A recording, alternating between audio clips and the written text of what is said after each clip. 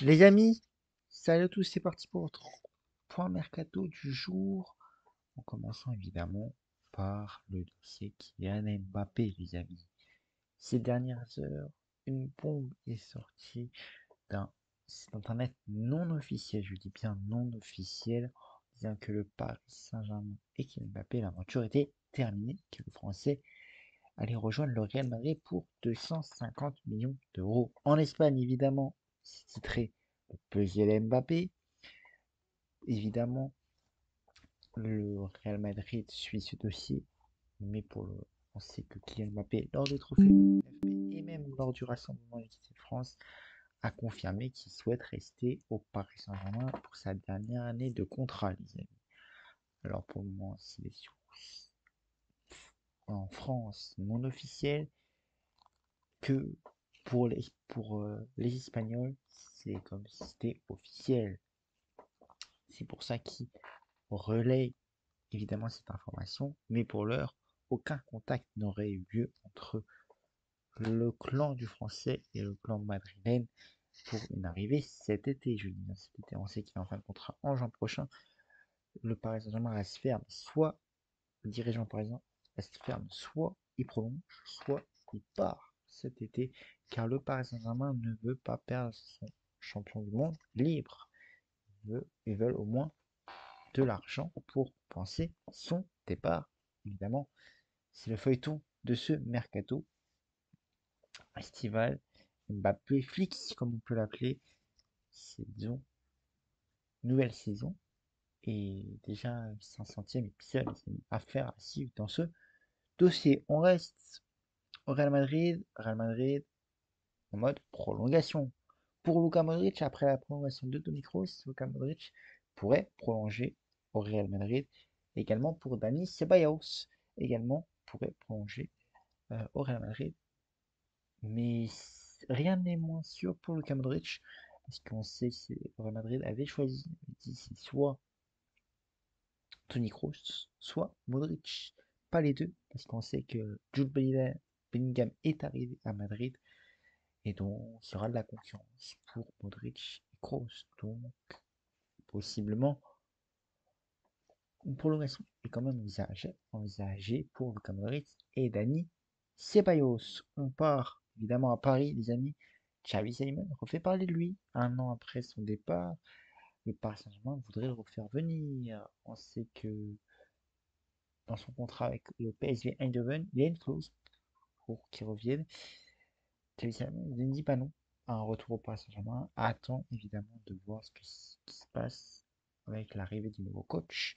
Il veut des garanties évidemment sur son temps de jeu, parce qu'on sait que sous Mauricio Pochettino, il ne jouait quasiment jamais, d'où son départ au PSV Eindhoven.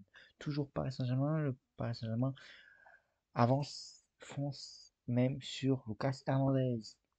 Discussion entamée avec le Bayern Munich, pour leur aucune offre officielle n'a été envoyée au club allemand, mais cette offre devrait arriver la semaine prochaine pour du Bavarois.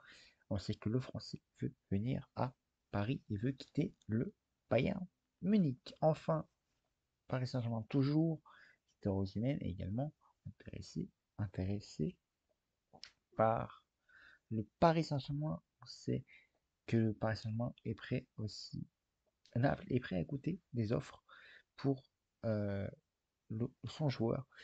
Il faudrait au moins 150 millions d'euros pour lâcher 100 millions, pardon, pour lâcher Victor Osimhen. Une négociation sur possible entre les deux clubs, ça peut avancer très rapidement. Affaire à suivre également. On part en Italie, les amis, le duel Inter Milan AC Milan. Marcus Thuram, on sait, il était cité par le Paris Saint-Germain.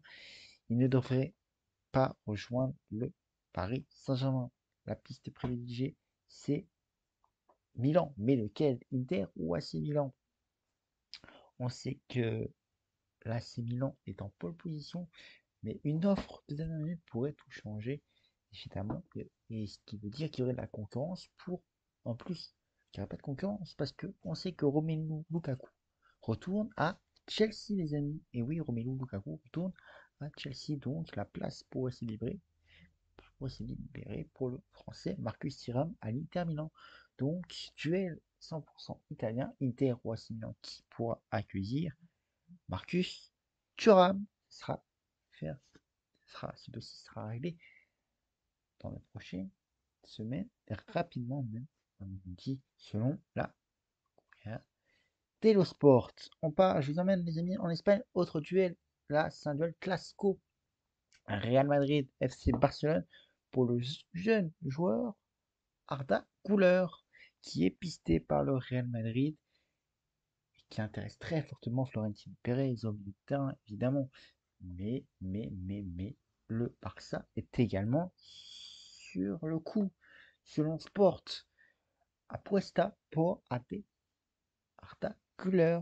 Évidemment, duel pour recruter ce jeune joueur au milieu de terrain, les amis, entre le Barça et évidemment le Real Madrid. Alors pour l'heure, aucune offre d'une partie d'une autre n'a été envoyée au clan du joueur. Ce sera une affaire à suivre dans ce mercato. Enfin, on termine toujours Barça, les amis.